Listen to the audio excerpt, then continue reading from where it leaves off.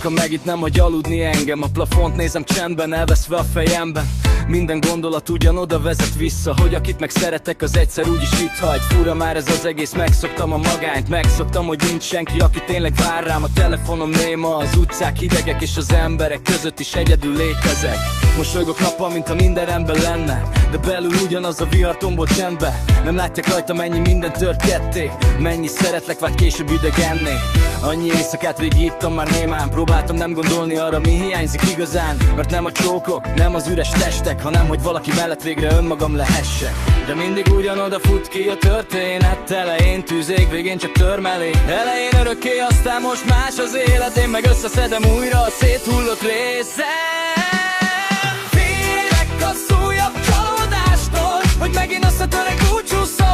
Egy jó ideje egyedül élek, már a csend is jobban ismer, mint az emberek. Mert aki közel jött, az végül elment, bennem hagyva minden néma sebet. Félek újra hinni valakiben, de lassan elveszek az egyedül létben.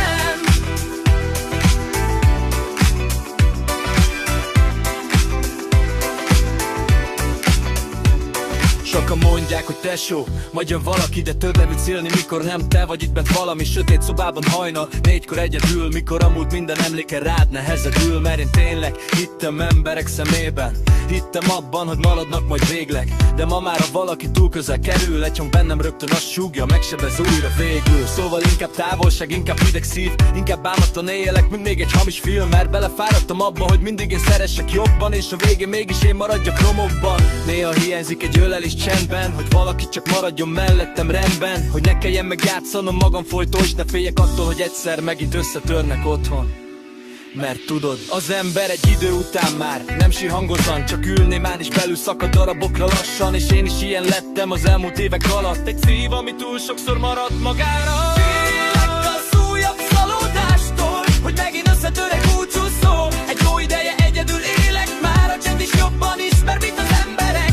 Mert aki közel jött, az végül elment, bennem hagyva minden néma sebet. Félek újra hinni valakiben, de lassan elveszek az egyedül létben. Volt, hogy azt hittem, végre rébe érek, hogy nem csak egy újabb átutazó az élet, de megint ugyanaz lett minden, vége csak egy vigyázz magadra maradt emlékbe. És azóta falakat húztam magam köré, nem engedek közel akárki többé. Mert aki egyszer már túl mélyre lát benned, az tud a legjobban darabokra szedni csendben. Mégis vágyom rá, hogy valaki egyszer ne csak addig maradjon, mi könnyű az ember, hanem mikor szed és mikor nincs semmim, akkor is azt mondja, itt vagyok végig. De addig marad a zene meg az éjszakák, a füstös gondolatok és a kihűlt szobák.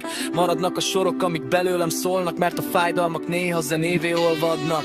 És lehet kívülről erősnek látszom, de belül még mindig ugyanaz gyászolom az összes embert, akit őszintén szerettem, és akik végül idegenként mentek el mellettem.